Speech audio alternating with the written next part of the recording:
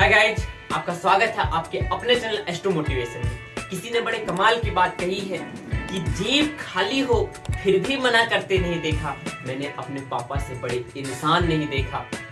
आज मैं एक बहुत ही शानदार कहानी सुनाने जा रहा हूँ। कहते हैं एक गांव में एक कलाकार रहता था। एक गांव में एक कलाकार रहता था। वह मूर्तियां बनाया करता था। मूर्तियां बनाते हुए वह अपनी लाइफ में बहुत खुश था। वह हमेशा गुनगुना कर हंसते हुए मूर्तियां बनाता था। ऐसा लगता था कि उसको अपने जीवन की सारी खुशियां मिली हुई है और हमेशा वह खुश रहता था। ऐसा नहीं लगता था कि उसके चेहरे पर कभी उदासी हो, कभी उदास रहता हो, कभी सैड रहता हो। हमेशा खुश रहता था। दोस्तों, हमेशा खुश रहता था, मूर्तियां बनाता था, अपना जीवन यापन तो कर ही रहा था सही से। और वही खुशी के माहौल में, वही हैप्पीनेस के घर एक लड़के का जन्म हुआ, एक बच्चे का जन्म हुआ। और जब बच्चे का जन्म हुआ, लड़के का जन्म हुआ, तो ऐसा लगा कि उसके घर चमत्कार हो गया है। लोग उस चमत्कार हो गया है और उसके घर की सब परिवार बहुत ज्यादा खुश हो गए। जब सब घर के सब परिवार खुश हो गए और वह मूर्तिकार भी खुश हो गया। मूर्तिकार खुशी के माहौल में, खुशी के कारण वो झूमने लगा, नाचने लगा, हंसने लगा जोर जोर से और लोगों को बताने लगा कि हमारे घर बच्चे जन्म हुए, हमारे घर बच्चे का जन्म हुआ, हमारे घर लड़के का जन्म हुआ है। लोग हंसने लगा, मुस्कुराने लगा और धीरे धीरे वह बच्चा बड़ा होते गया, बड़ा होने लगा। धीरे धीरे वह बच्चा बड़ा होते गया और वह अपने पापा का हाथ बटाने लगा, अपने फादर का हाथ बटाने लगा, हेल्प करने लगा और उससे उनके पापा को बहुत खुशियां मिलती थी। ऐसा लगता था कि उसके घर लड़के का जन्म नहीं, एक राजकुमार का जन्म हुआ है, ऐसा उसे लगता था। और दोस्त, वह धीरे धीरे अपने पापा की हाथ बटाने लगा, अपने पापा का हेल्प करने लगा और धीरे धीरे उसे भी मूर्तियां बनाना बहुत अच्छा लगने लगा। ऐसा लगता था कि मूर्तियां बहुत अच्छे तरीके से बनाता था, बहुत मन लगन से काम करता था और मूर्तियां को वह भी बनाना शुरू कर दिया। वह भी बच्चा धीरे धीरे मूर्ति बनाना शुरू कर दिया और धीरे धीरे बच्चा बड़ा होते गया। वह भी पापा के जैसा मूर्तियां बनाना शुरू कर दिया। मूर्तियां बनाना तो शुरू कर दिया दोस्त। और दोस्त मूर्तियां तो बनाता था और बहुत आनंद से आता था मूर्तियां बनाने में, अपने पापा का हेल्प करने में। और धीरे धीरे वह जिसमें अपने पापा की उम्र बीतती गई, पापा बूढ़े होते गए और वह धीरे धीरे मूर्तियां बनाना वह भी सीख गया। पापा की तरह मूर्तियां बनाना सीख गया और वह भी बहुत हैप्पी रहता था, बहुत खुश रहता था।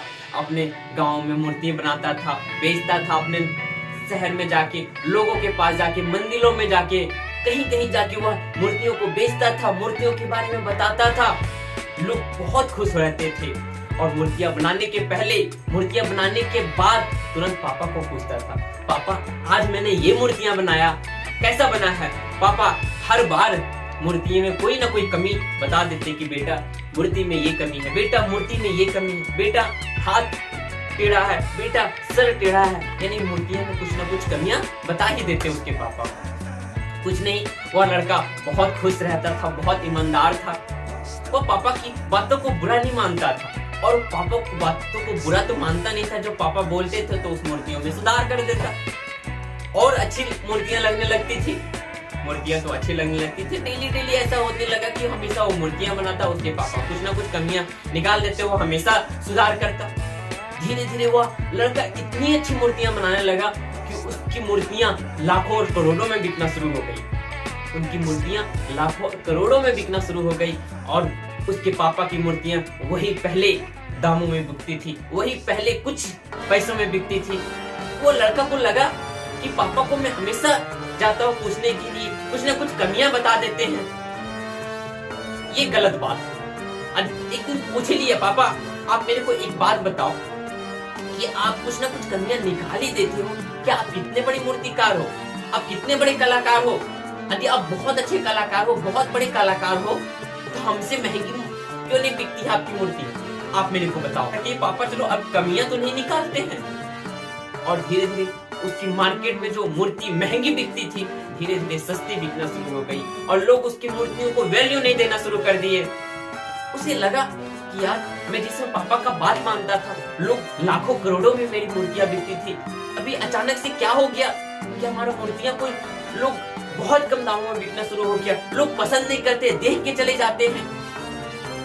तो हुआ ऐसा दोस्त, वह लड़का अपने पापा को जाके पूछा, पापा बुरा ना मानो एक बात बोलूं? पापा बोले हाँ बेटा बोलो। तो उस समय बेटा बोलता है कि पापा जिस समय आपसे मैं पूछता था मूर्तियां कैसी है, तो आप कोई ना कोई कमियां बताते थे कि इसमें यहाँ सुधार करो, इसमें यहाँ सुधार करो, और मैं उस चीज में सुधार करता था तो वो मूर्तियां बहुत अच्छे दामों में बिकती थी। अचानक से क्या हो गया, हमारा मूर्तियां लोग पसंद नहीं करते, बहुत कम दामों में लेना चाहते हैं, जितनी मुझे लागत नहीं हो उससे भी कम दामों में लेना चाहते हैं। कैसे पापा आप बताओ? उसके पापा बोले बेटा मुझे पहले ही पता था, क्योंकि ये गलतियां मैंने भी शुरू में जिसमें मैं तुम्हारे जैसा था उस समय ये गलतियां किया था। लेकिन हाँ मैं ये चीज बता देता हूँ, जहाँ मूर्तियां गलतियां रहती थी, प्रॉब्लम रहती थी, मिस्टेक रहती थी, उस चीज को मैं बताता था और उस चीज को सुधार करते थे। और जब सुधार करते थे तो मूर्तियों में चार चांद लग जाती थी, मूर्तियां बहुत अच्छा लगने लगता था देखने में। और जब अच्छा लगता था तो लोगों को पसंद आता था, क्योंकि मैं तुमसे लगभग 20 से 30 साल पहले से मूर्तियां को बनाता था। इस चीज को मैं जान चुका था कि लोग कहाँ गलतियां निकालते हैं। तो बेटा बोला कि पापा जब ये बात आपको पहले ही पता था कि मैं गिर जाऊंगा, मैं फेल हो जाऊंगा, तो पहले ही आपने क्यों नहीं बताया? तो उसके पापा बोले कि शायद पहले बता देता तो तुम समझना नहीं चाहते थे उस समय और ना ही समझ पाते, इसीलिए मैं अब तुम्हें समझ में आया। और अभी भी कोई लेट नहीं हुई बेटा, अभी भी देर नहीं हुई है बेटा, अभी भी तुम मूर्तियां बनाओ और मुझे दिखाओ, क्योंकि तुमसे ज्यादा एक्सपीरियंस मेरे पास है। और फिर से धीरे धीरे फिर से मार्केट में वो महंगे दामों में मूर्तियां बिकना शुरू हो जाएगी, लोग पसंद करना शुरू कर देंगे। ठीक है दोस्त, वह बच्चे को बताया और फिर से लड़का वही किया, अपनी डेली मूर्तियां बनाता, पापा से पूछ ही लेता, और फिर से धीरे धीरे वह मूर्तियां मार्केट में धीरे धीरे छाने लगी, लोग पसंद करने लगी, महंगे दामों में बिकना शुरू हो गया। दोस्तों इस कहानी से सीख क्या मिली? इस कहानी से सीख इतना तो जरूर मिली मेरे दोस्त कि जिस दिन से आप सीखना बंद कर दोगे उस दिन से जीतना बंद कर दोगे। जिस दिन से आप सीखना बंद कर दोगे उस दिन से जीतना बंद कर दोगे। और जिस दिन आपको लग गया कि मैं अच्छे से सीख गया हूँ उस दिन से हारना शुरू हो जाओगे। इसीलिए अपने आप को हमेशा सीखने की कोशिश करें। अपने आप को ऐसा ना सोचे कि मैं सीख गया हूँ, मैं इस चीज को जानता हूँ, इस चीज को और बेहतर कैसे किया जाए उसके लिए, इस चीज को और आगे तक कैसे ले जाया जाए इस चीज को सीखें। यदि आप कहते हैं ना कि आप सीखना बंद कर दोगे ना तो वही मूर्तिकार के जैसा, वही लड़का के जैसा होगा, आप हार जाओगे। और एक बार जिंदगी में हार गए ना और गिर गए ना तो आपको उठने का मन नहीं करेगा, आगे बढ़ने का मन नहीं करेगा। इसीलिए कहने का मतलब मेरा ये है कि जब मुझे पहले ही पता है कि मेरी हार होने वाली है तो उस चीज को गलती ही ना करें। मेरी हार कैसे हो? जब मुझे पता है आगे गड्ढा है तो आगे गड्ढे में जाए ही नहीं तो मैं गिरूंगा कैसे? तो दोस्तों इस कहानी से आपको बहुत अच्छी सीख मिली होगी। यदि इस कहानी से कुछ आपको सीख मिली है तो अपने पापा के लिए एक बार लाइक करें, सब्सक्राइब करें और शेयर करें, इस वीडियो को लोगों तक पहुंचाएं। देखें कि लोग कितने पसंद करते हैं। अपने पापा के लिए एक लाइक करते हैं मेरे दोस्त। थैंक यू मेरे दोस्त।